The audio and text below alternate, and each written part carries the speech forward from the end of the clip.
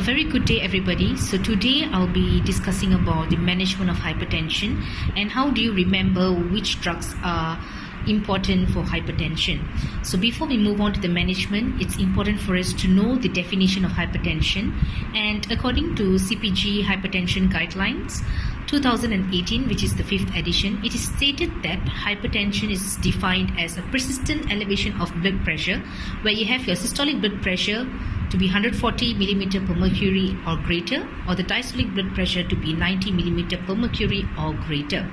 So they are further classified into few classifications of hypertension, where you have your pre-hypertension, stage 1, stage 2, stage 3, which comprises of your hypertension emergency and hypertension urgency.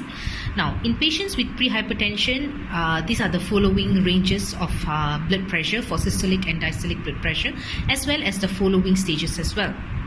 Now, when do you need to diagnose patient is after the measurement of the blood pressure. So once when you have already measured the blood pressure of the patient, and if the patient has persistent elevation of blood pressure which falls in any of these stages, the next thing that we are meant to do is the assessment of global cardiovascular risk. So this global cardiovascular risk it comes actually in a table, and I've already uploaded that in my Instagram page as well as my Facebook page, so just have a look at it and correlate with this video. So once when you have done the assessment of global cardiovascular risk, this particular risks are basically divided further into low, intermediate, medium, high risk, and as well as very, very high risk. So if let's say the patient falls in low or intermediate risk, so the next thing that we would do is to just give them a 3 to 6 monthly follow-up, advise the patient on non-pharmacological cardio, and also check on their cardiovascular risk assessment. So when talking about non-pharmacological assessment, what are the advices that you can give, or what are the managements that are meant for non-pharmacological assessment is management is basically the patient's lifestyle modification, which comprises of smoking, alcohol, diet,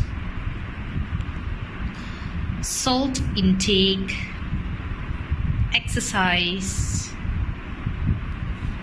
and relaxation.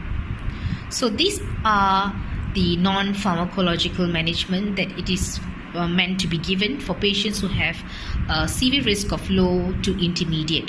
However, if a patient who has medium, high, or very high risk of cardiovascular risk, this patient should be started on a drug treatment. Now, what are the drug treatments that are meant to be given for patients? So first of all, when it comes to pharmacological management, treat most of the patients with pharmacological agents which are lifelong agents, right? And first of all, before we start giving the patient on combination therapy, we should start the patient on monotherapy first. So what are the drugs that you would consider in a monotherapy? So monotherapy treatments usually can be started in patients with stage 1 hypertension, because stage 1 hypertensions may come with medium high risk or very high risk global CV risk. So in this case, we can start patient with monotherapy. So what are the drugs that is important to start? So that's basically a mnemonic: A, B, C, D. Now A is basically your ACE inhibitors or your ARBs, and you have your beta blockers. As well as ACE inhibitors, ARB, you also have your alpha blockers. And then you have your calcium channel blockers. And there goes your diuretics or your DRIs, direct renin inhibitors. So these are the important mnemonics that you need to know. And these are basically your antihypertensive agents. So when you choose to start a patient on stage 1, looking into their compelling indication of these 5 classes of drugs, definitely you need to prescribe the patient according to their indications and as well as their contraindications. However, in patients who have already had medium or high or very high risk of stage 1 hypertension or stage 2 hypertension, so this kind of patient can be given a combination drug. So a combination drug is given for patients who are in stage 1 or in stage 2 who have medium high risk or very high risk, CV risk. So the combinations are also based on the indications and as well as the contraindications of the patient. Now, once the drugs have already been given in this patient, definitely you need to give them a 3 to 6 month of follow-up.